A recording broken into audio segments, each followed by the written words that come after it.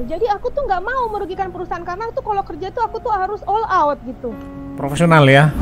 Sekarang berpikir aku tuh harus keluar dari zona amanku.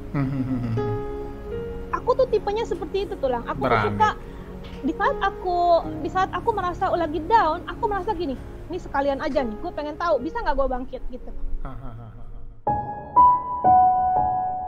Jadi waktu itu saya sesuai anjuran tulang Saragi, tulang John Hita Saragi. Terima kasih tulang yang membuat aku jadi seperti ini gitu. Saya akan sampaikan ini nanti sama John Hita Saragi ya. Oke, go ahead. Ya. Terus aku tuh langsung masuk ke perusahaan orang asing tulang. Oke. Terus tadi kamu bilang ada yang tawarin, mau kerja di perusahaan saya nggak gitu. Lanjut itu. Itu tuh waktu itu di saat lagi aku sedih-sedihnya masih mengurung diri, terus tiba-tiba aku keluar dari kamarku, aku bilang sama mama bapakku dan adekku waktu itu aku mau pergi ke Batam. Oke. Ya, menarik ini. Itu iya, aku langsung bilang aku mau pergi ke Batam. Terus gitu, loh, kamu itu masih sedih, masih menangis-nangis mau ke Batam. Siapa di sana? Tidak ada keluarga, tidak ada yang kamu kenal, ya kan? Betul. Gitu. Aku bilang enggak, aku udah ada kontrak kerja, gitu loh. Aku bilang, karena gini loh tulang, aku tuh masuk orang yang beruntung dalam soal bekerja. Oke. Ya. Kenapa? Karena yang aku bilang tadi itu setelah tamat SMA aku pikir aku nggak mau kuliah karena gini-gini terus biaya mikirin nanti malah jadi nyusahin orang tua. Akhirnya aku sesuai dengan saran dari orang gereja waktu itu tulang John Hita Saragi, bilang begini sama mama, gini, itu katanya dia kalau mau kerja cepat, katanya mendingan dia masuk sekolah waktu itu komputer teknik engineering tuh ada di Cawang.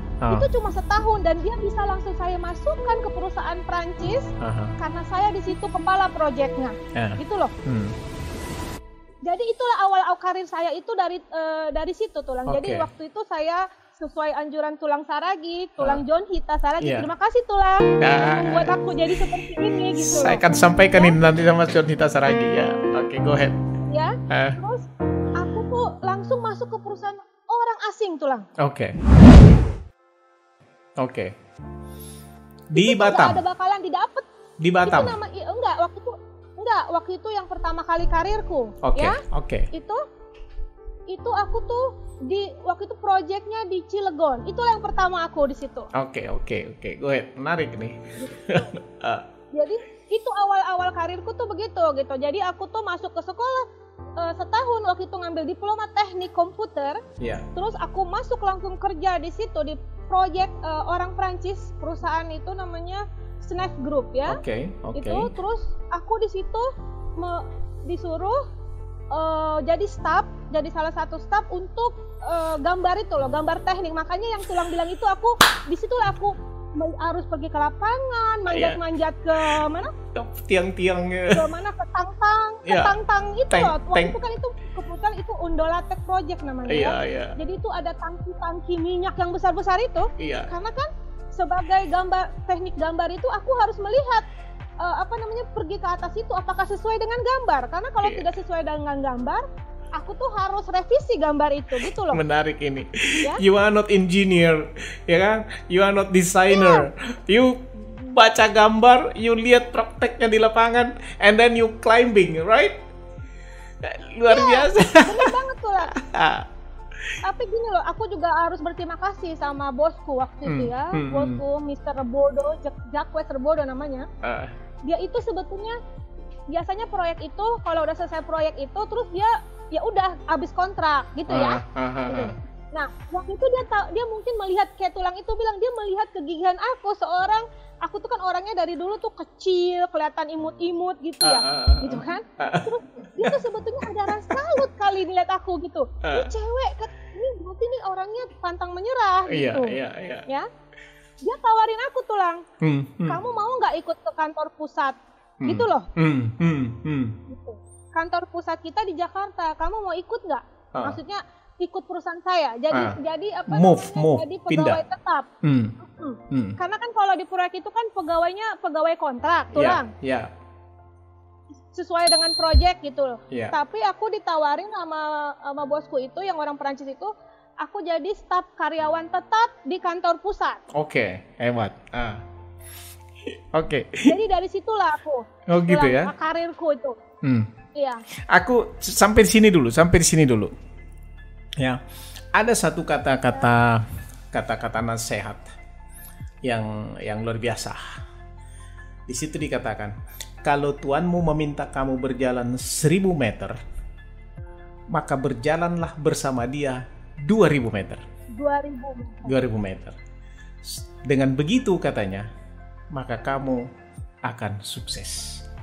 Itu yang kamu lakukan ini sebenarnya. Ya kan? Luar biasa. Bener, luar biasa kamu. Go ahead. Ya, terus kamu diajak pindah ke Jakarta. Ya? Ya. Bagaimana kok bisa ketemu Greg? Itu yang tadi aku bilang, kan itu kan 12 tahun aku kerja di perusahaan Prancis itu 12 tahun loh, iya. 12 tahun, tapi yang bikin aku tuh benar-benar jadi benar-benar seorang Denita yang benar-benar bisa diterjunkan kemana saja, itu aku tuh disitulah digembleng sama bosku itu, gitu. Aku digembleng sama dia, kamu mau apa, butuh kursus apa, mau ini, gitu ya. Tuh disitulah aku tuh dibekali gitu loh dengan segala macam ilmu, ya. Sama bosku ini, makanya aku harus berterima kasih sampai sebenarnya teman-teman kerjaku yang lama yang tahu aku dari dulu, bayangkan 12 tahun kerja bareng kan berarti kayak keluarga ya Tulang. Iya, ya? Betul. Betul. Terus itu tuh tahu banget gitu, sampai dipikir gini, kalau Denita itu anak mas gitu ya dulu sama bos itu gitu, karena dia tuh selalu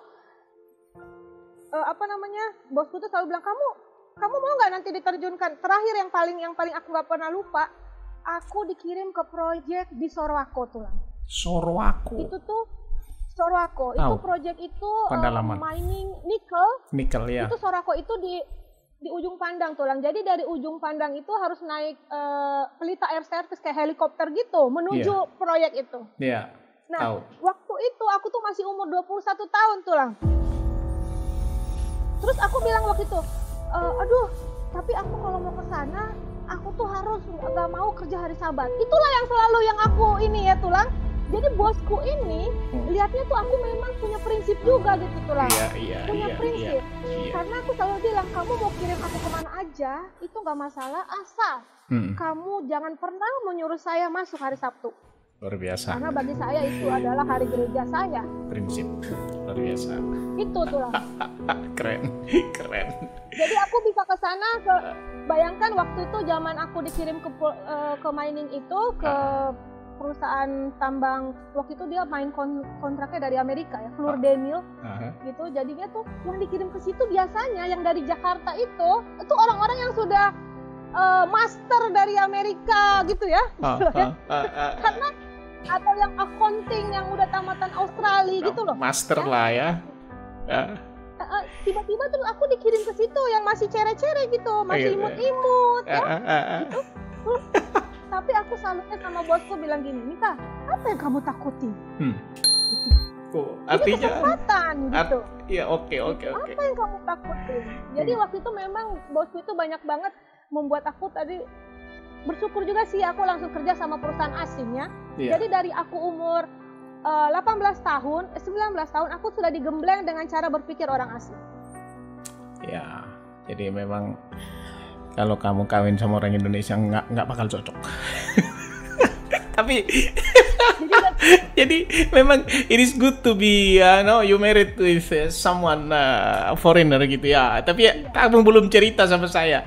Bagaimana kau bisa ketemu Greg? Go ahead. Ya, itu ya tadi kan aku bilang terus aku kan di Batam ya. Akhirnya aku ikut perusahaan waktu itu perusahaannya namanya waktu itu bergerak dalam ini Tulang, subkontraktor juga dia, orang Chinese ya yang punya, dia supplier buat mining mesh gitu. Oke.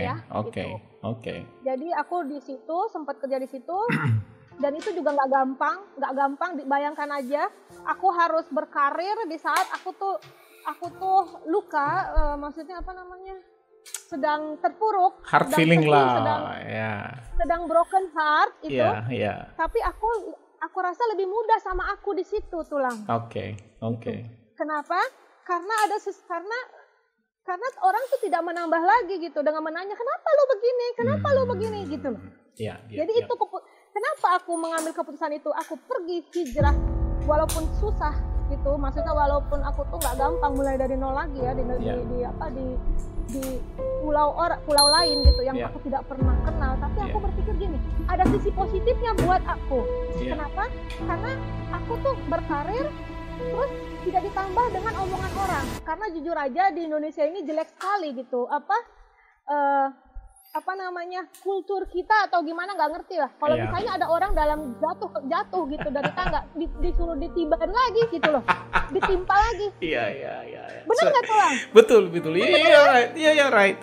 Jadi artinya kan gini kan, artinya kan buat kamu, you take risk, kan gitu kan? You live away. Again take a risk. Iya kan? Ya? You go, kan gitu kan? Maka saya bilang you adalah orang yang risk taker. Dan berani ngambil keputusan memang luar biasa. So you go to Batam, you tinggalkan semua ini. Bayang, waktu itu aku tuh nggak ada yang kenal, tapi aku tuh langsung, bosku waktu itu langsung bilang, udah Nita, kamu kalau mau kontrak di sana, aku yang bayar perusahaan waktu itu ya, perusahaan. Jadi terus aku kerja di sana dalam 3 bulan, 4 bulan, udah mulai kira-kira sampai 3 tahun.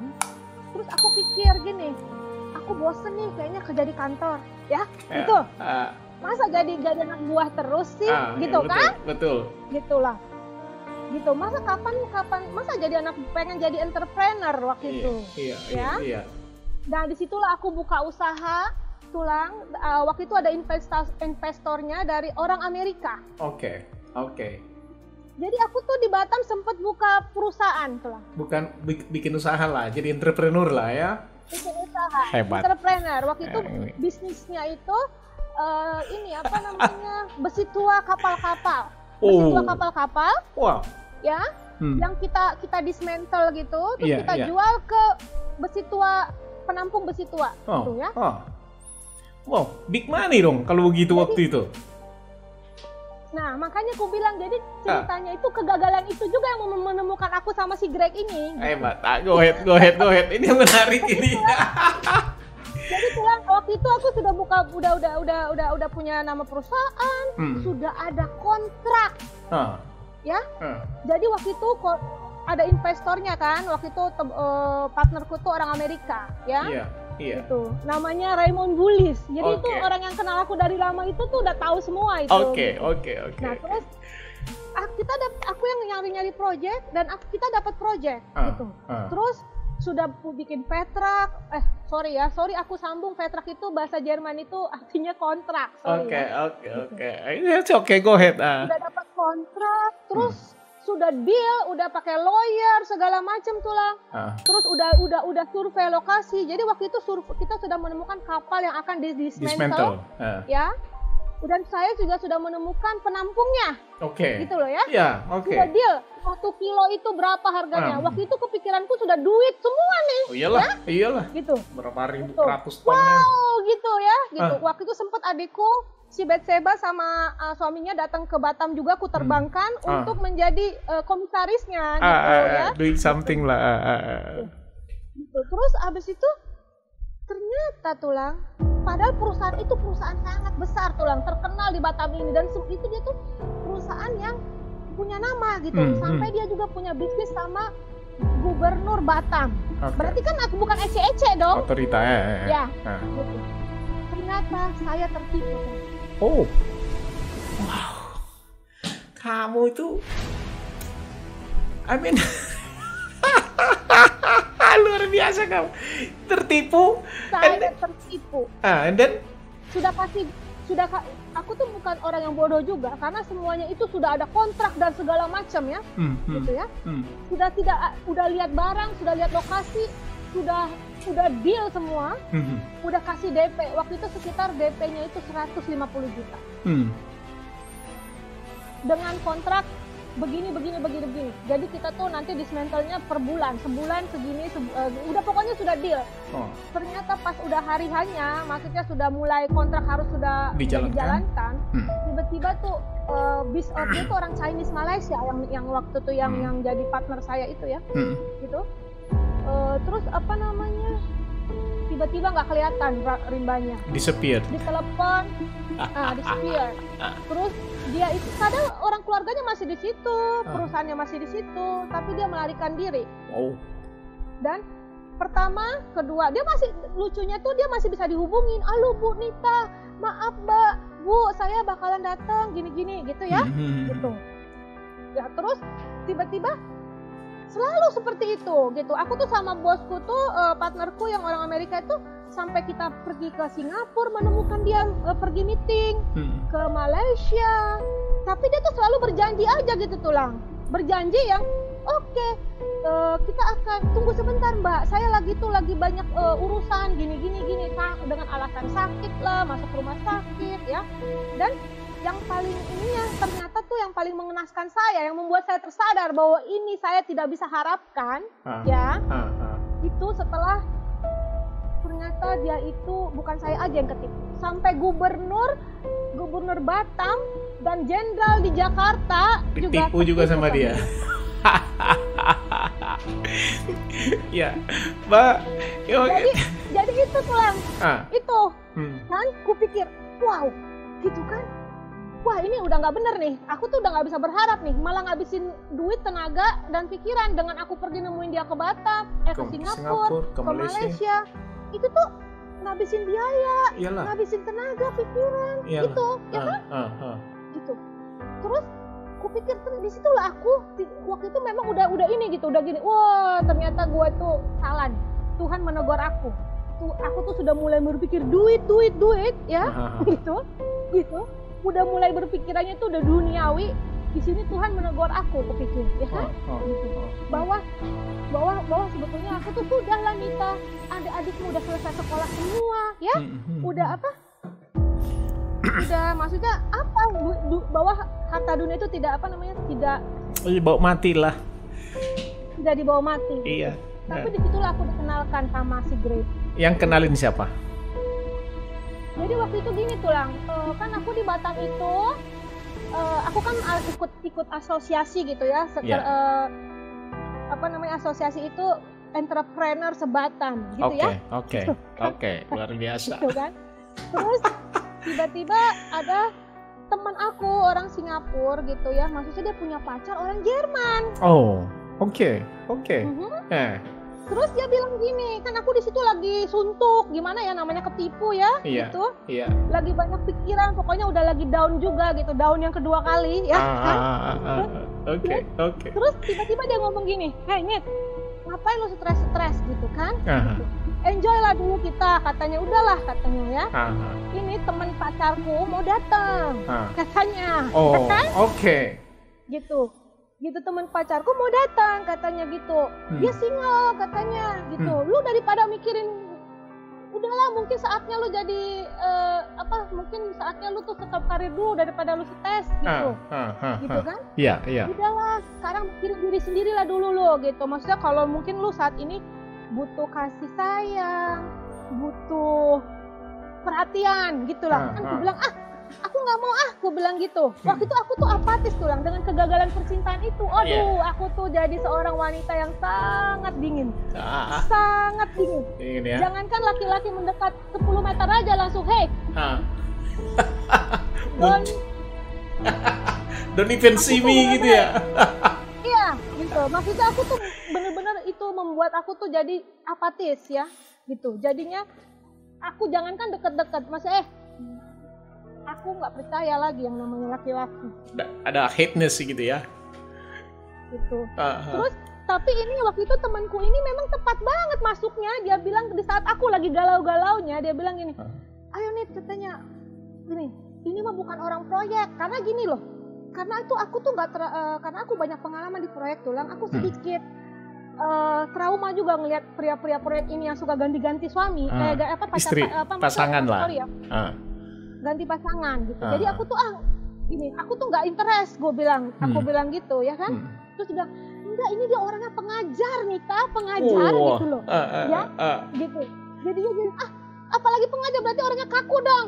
Gue kan orang proyek, itu kalau ngobrol dia tuh bawaannya tuh ini lagi, maksudnya kaku gitu. Aku nggak suka juga sama pria yang kaku gitu ya. gitu, yang tidak enjoy life gitu. Aku juga nggak suka gitu, karena aku ini orang proyek gitu kan, betul. Yang orangnya know how to enjoy the life gitu loh, orang proyek itu, ya. Terus kenalan dulu lah, lu mah banyak banget ininya gitu loh, kan gitu kan. Ketemu dulu aja sih, nggak disuruh jodoh-jodohin, ya ketemu aja kenalan, kasihan soalnya daripada dia jadi kambing conge, masa kita berdua dia sendiri gitu ya. Nah waktu itu sih aku pikir udahlah, nggak ada salahnya juga ya, anggap aja punya kenalan baru dari orang luar gitu, karena kalau teman orang luar aku dari dulu, dari aku kerja di perusahaan asing, aku udah selalu bergaul sama orang asing tuh. Tahu. Jadi aku tuh nggak asing sama orang luar, karena aku tuh waktu di proyek itu dari Amerika, Australia, kita tuh udah berpartner. Betul. Jadinya aku tuh nggak takut gitu. Udahlah, hitung-hitung gue belum punya temen nih dari orang Jerman gitu ya kan? Biasa aja ya.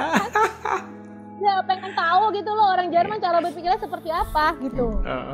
Nah waktu itu di situ sih. Nah waktu itu di situ sih si Greg itu juga orangnya kan cuek, bukan orang yang playboy, bukan orang yang genit. Itu sebetulnya membuat aku sedikit, ini laki-laki berbeda ya, gitu. Oh gitu ya, oke. Gitu. Ini laki-laki berbeda ya, gitu. Nggak kayak biasanya kan kalau kayak teman-teman kerjaku yang orang New Zealand, hai babe, semuanya dibilang babe gitu ya, kan? Gitu. Atau yang orang Amerika itu ya, mantan partnerku itu kan dia tuh kayaknya gaya-gaya cowboy yang playboy gitu ya. Ini kok orangnya asik. Orangnya nggak kaku, tapi tuh dia nggak genit gitu. Maksudnya tuh cara dia bicara tuh pinter gitu. Aku tuh sebetulnya suka sekali sama laki-laki pinter tuh. Itu yang membuat aku tuh gini. Aku tuh jadi terpesona gitu melihat dia, cara dia berbicara, cara dia menyampaikan sesuatu gitu. Wow gitu. Karena ini enak nih diajak diskusi gitu. Karena dasarnya kamu memang pintar. So you need someone that more than you kan gitu kan. Gitu karena aku tuh jadi itu. Tapi dia juga bukan orang yang genit, karena aku tidak suka sama sekali sama laki-laki playboy. Oke. Terus aku bilang dari situ kita juga, hey kamu gimana gini. Sampai awal pertemuan 1, 2 kali, ketiga kali. Nah besok dia bilang gini, katanya, kamu seneng ya aku seneng loh diajak ngobrol kamu juga orangnya asik, kata dia gitu, ya kan? Gitu. Bisa nggak kasih nomor waktu itu Yahoo Messenger ya? Masih belum ada WhatsApp, belum ada macam-macam, belum ada Facebook segala macam lah ya, belum tenar ya. Terus dia kasih Yahoo Messenger, disitulah kita sebetulnya sering ngobrol sesuatu yang general. Gitu. Gimana cara dia menyampaikan, kamu tuh seperti ini, begini, gimana menurut kamu? Dia tuh suka menanya, gimana pendapat kamu? Gimana pendapat kamu tentang ini, gini. Nah, kita tuh selalu berbicara seperti itu gitu, dan suka nggak ingat waktu gitu. Kadang-kadang gini, kita udah ngobrol ngalor ngidul gitu ya tentang segala macam ini begini. Kamu tuh asik banget sih diajak ngobrol. Itulah pertama-tama gitu loh tuh lah. Tapi gini loh, jujur kamu ngomong, jujur. Pertama kamu ketemu dia, ada nggak perasaan kamu ini cocok buat saya nih? Ya kan aku bilang tadi, aku tuh terpesona dengan kata-katanya yang berstruktur, ya, dan berkarismatik. Dia ini orangnya karismatik. Gitu. Ya, saya kenal dia. Berkarismatik. Gitu. Jadi itu yang membuat aku, wow, ini cewek bukan cowok kaleng-kaleng nih, gitu. Ya kan gitu. Dan dia memang orang terdidik kan, dia orang sarjana, educated, well educated dia kan. Makanya aku bilang memang kita juga awalnya berteman dulu, karena dia juga tipe orang yang tidak suka sama cewek yang, maksudnya gimana ya, dia tuh paling sampai sekarang pun dia paling nggak suka sama cewek yang cuma dandan tapi otaknya nggak ada gitu. Dia aja kalau di kelasnya aja gini, aduh aku sebel sekali tadi sama muridku tuh, kerjanya cuma berdandan-dandan, tapi kalau ditanya nggak tahu otaknya di mana katanya. Nah makanya aku bilang, jadi si suamiku ini juga tipe orang yang maksudnya dia suka sama orang yang easy going, yang punya pandangan tentang masa depan gitu, dan pengen tahu apa ya, dia tahu apa yang dia mau gitu. Dia tahu gini, berarti ini cewek dia tahu apa yang dia mau gitu. Nah, jadi sebetulnya itu tuh gitu ya. Awal-awal kita kenal. Gitu ya. Dan lucunya tuh kita nggak melalui proses pacaran loh, Tulang. Jadi gimana? Ini yang saya mau tanya berikutnya sebenarnya ini. Bagaimana kok kamu bisa punya keputusan, ya kan? Akhirnya finally you decided that okay, this is the one. Nah itu aku bilang, aku kan pergagalan percintaanku itu kan juga dulu dikarenakan bahwa pasanganku yang dulu tidak mencintai keluargaku. Oke. Ya. Iya. Dia cuma mencintai aku dan mau memanfaatkan aku. Oke. Ya, itulah. Tapi aku nggak mau cerita karena bagiku itu udah lewat. Ya. Gone. I don't want to ask you about that. Jadi disitulah aku sebenarnya yang lebih fokusnya gitu. Kalau aku tuh udah bukan ke diriku lagi. Kalau aku cinta, kalau keluargaku tidak cinta, that's it, cukup. Awesome. Dan itu. Tapi segini loh Tulang, karena suamiku ini juga orang pintar. Dia itu bisa mempelajari aku bahwa si Nita ini juga orangnya sangat mencintai keluarga. Karena dari pembicaraan kita itu sampai 2 tahun kita berbicara, cara kita mengungkapkan, dia mungkin memandang si Nita ini selalu keluarganya yang dia selalu dia tonjolkan. Jadi dia juga pintar gimana caranya mengambil hati si Nita ini gitu. Oke. Jadi suatu saat kita ketemunya, suatu saat dia bilang gini, kita masih pacaran, bukan pacaran namanya ya, 2 tahun namanya kita saling explore pikiran. Explore kita punya opinion apalah. Iya, gitu. Dia bilang gini, Nita, waktu itu kira-kira 24 Desember. 24 Desember aku ingat. Dia bilang gini, tunggu aku di Changi Airport, kata dia. Iya, aku lucu sekali karena dia nggak bilang aku sudah beli tiket, aku sekarang sudah di Abu Dhabi, besok saya sudah di Changi Airport. Dia gitu. Ya kan? Besok saya sudah di Changi Airport, kamu jemput saya di sana. Terus aku waktu itu bilang, loh, kok kamu nggak bilang-bilang sih? Aku ini sudah beli tiket mau pulang ke Indonesia, ke Bandung. Aku bilang, bukan, aku kan ada di Singapura waktu itu ya, gitu. Di Batam, tapi aku sering ke Singapura gitu pulang, ya kan? Gitu. Karena kan perusahaanku yang ini kan kantor pusatnya di Singapura gitu, jadi aku sering bolak-balik.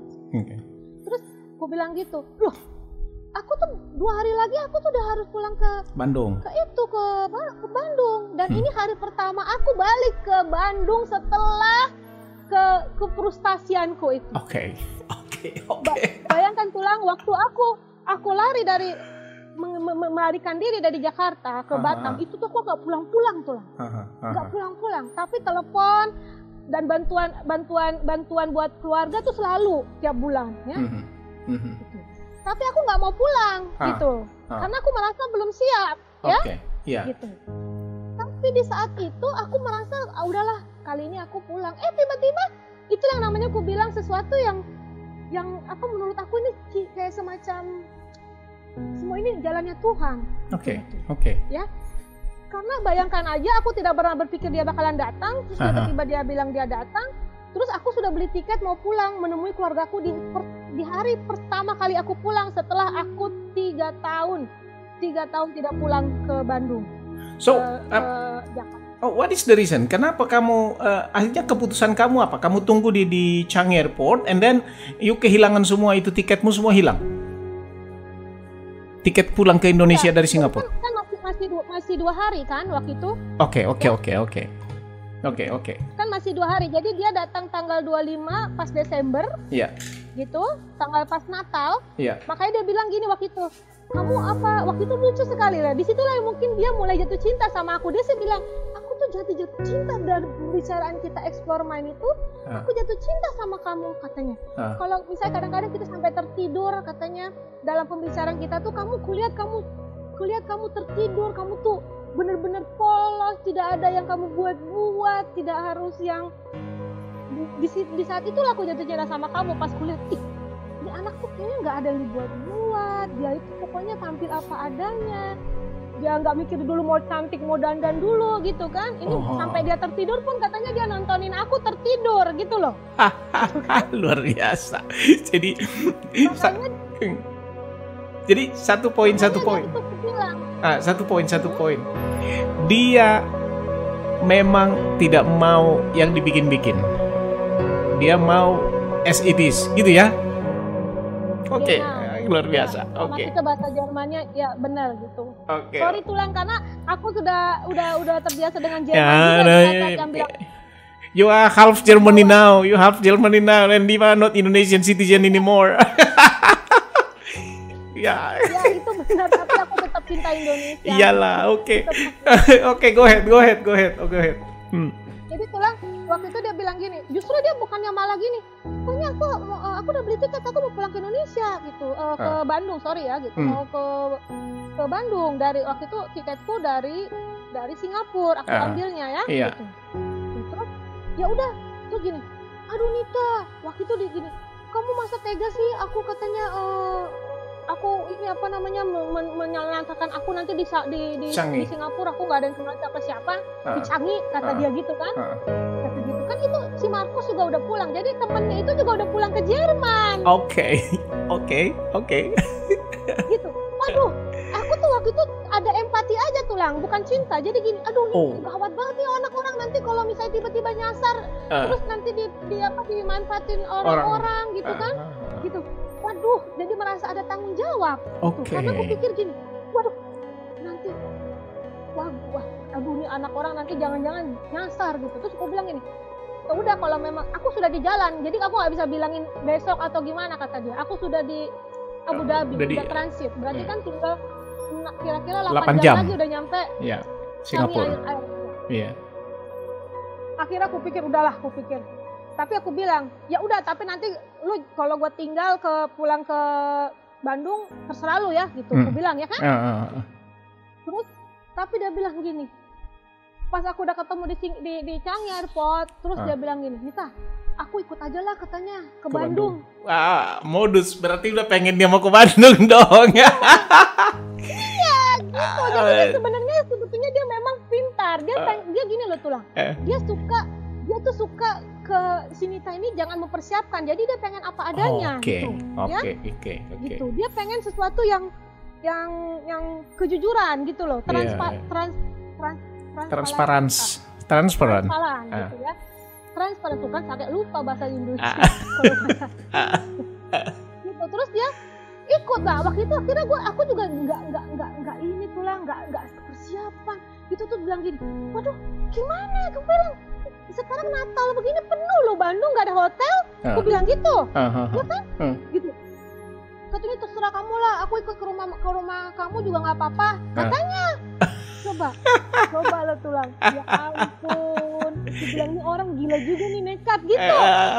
Nekat gitu Tulang. Sebetulnya sebelum aku udah bilang sama keluarga aku mau pulang, tiba-tiba ada yang mau ngikut nih. Aku bilang gitu, kan? Sama papa sama mama itu. Itu aku ingat. Tapi waktu itu aku ingat adekku si Robi sedikit komplain. Karena dia gimana juga udah dewasa ya si Robi ya. Dan dia ngomong gini, Kak, what are you doing gitu? Dan gitu loh. Lu baru pertama kali pulang setelah 3 tahun, gitu. Setelah 3 tahun. Terus bawa bule. Bawa bule gitu. Padahal lu juga gimana sih lu? Iya, oke. Gak tau nih orang minta ikut, gue bilang gitu, orang gimana dia udah nyasar, nanti kasihan dia orang baik soalnya, aku bilang gitu, kan? Aku bilang gitu. Terus waktu itu adekku tiba-tiba sampai disuruh cari hotel nggak dapet, ya. Terus karena saking nggak dapatnya, gitu, akhirnya sempatlah dia menginap di rumah sakit Advent, di Losmen rumah sakit Advent. Oke, menarik juga ini. No rooms anymore ya, Bandung ya, fully book semua. Adekku gini, gini ya udah gue coba tanya ke bos gue, kata si Betseba waktu itu, bisa nggak dia nginep di itu di Losmen, tempat orang-orang yang kalau misalnya menunggu keluarganya sakit, ya? Gitu. Ide yang baru juga ini kalau hotel penuh ke rumah sakit. Akhirnya dia di rumah sakit Tulang. Oke. Di rumah sakit. Di situ dia Iya, dan aku bilang, dan dia tuh orangnya gini, Nita aku pengen ketemu keluargamu, gitu. Oke. Gitu loh. Dia maksa tulang, bayangkan aja tulang waktu itu rumah Betseba dia baru married si Betseba itu. Bayangkan seorang yang baru married rumahnya masih keadaan ya gimana sih kalau kata orang Batak sih apa sih bilangnya yang kalau masih baru-baru married itu baru mendasar manjae gitu anjay ya. Gitu kan terus si saya begini, aduh lu gimana sih lu gimana masuk ke rumah gua katanya gitu kan bule katanya gitu. Ya orang dia mau biarin aja lah gua bilang aku udah begitu gitu aku juga udah begini tulang udah gini bodo amat lah aku sudah gini tulang mungkin kegagalanku yang dulu membuat aku tuh jadinya gini inilah aku lu suka atau nggak suka I don't care sedikit skeptis ya okay. Tapi inilah aku gitu. Aku tidak sedikit pun satu pun yang kututupin tulang karena aku pikir aku itu udah gini ya udahlah terserah gitu loh mau maksudnya inilah kalau aku juga nggak ada rencana nggak ada mau membuat kamu tertarik sama aku kok gitu kan kamu sendiri yang ngotot-ngotot ya udahlah gitu ya kan waktu itu dia ikut nginep di rumah si Betseba di saat itu kumpul keluarga besarku ada tanteku dan anak-anaknya bayangkan di rumah si Betseba yang kecil itu kita tuh ada 3 keluarga bersama ada 3 keluarga dan si Robi juga waktu itu kan udah punya anak gitu ya waktu itu lagi kerja di Balikpapan si Robi Balikpapan datang juga gitu loh dari Balikpapan si Robi datang juga jadi kita tuh kayak pertemuan keluarga gitu ya justru tulang di situ dia tidur di lantai bersama biasa kan orang Batak kan gitu ya kalau tidur rame-rame gelar tikar lah tidur gelar tikar gitu ya gitu. Di situ dia gelar tikar sama tulang sama Bapak Uda itu tuh sampai dia bilang gini